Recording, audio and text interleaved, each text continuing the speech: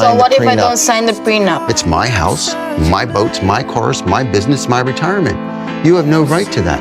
And there's no like small money you gain like that? No, nothing. There's no reward for me staying with you for a few years and suddenly get divorced? Nikki cut off contact with her birth mom and flew alone to the US just to marry Mark. Yet Mark suspected she only wanted him for his money. Even so, Nikki never complained and stayed fully devoted to him. Later, Mark's family came over for dinner. Nikki felt sick and stayed upstairs instead of joining them. When Mark found out, he stormed up the stairs, dragged her out of bed, and yelled not to embarrass him.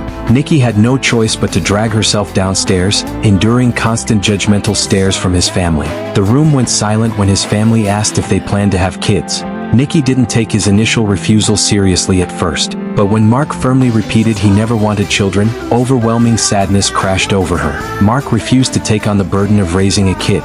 He only wanted to live comfortably in the moment and wouldn't sacrifice his own happiness for anyone else. For 19-year-old Nikki, this decision would alter her entire life, leaving her regretful no matter what. Right after dinner, Mark flat out said they would never have kids together. Shortly after, he pulled out a prenuptial agreement. The terms stated she would get 0 of his assets if they split. Every rule favored only him. Scared and heartbroken, Nikki secretly met with a lawyer. The lawyer was stunned learning she was just 19 while Mark was 58. He told her the contract was horribly unfair. All of Mark's wealth remained solely his. Nikki had 0 financial protection.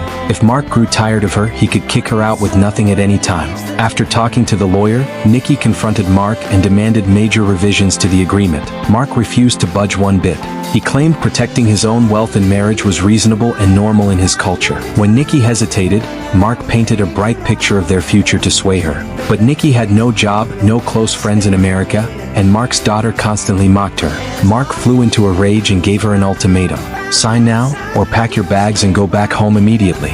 Nikki didn't even have money for a plane ticket. Trapped with no options, she signed the cruel prenup. The next day was Nikki's birthday, and Mark's daughter Alice joined the celebration. Alice was cheerful, while Nikki stayed quiet and miserable the whole time. While Mark stepped off to get the cake, Alice bragged smugly she'd planned everything. She said Nikki and Mark would never have children together, wearing a proud, victorious smirk.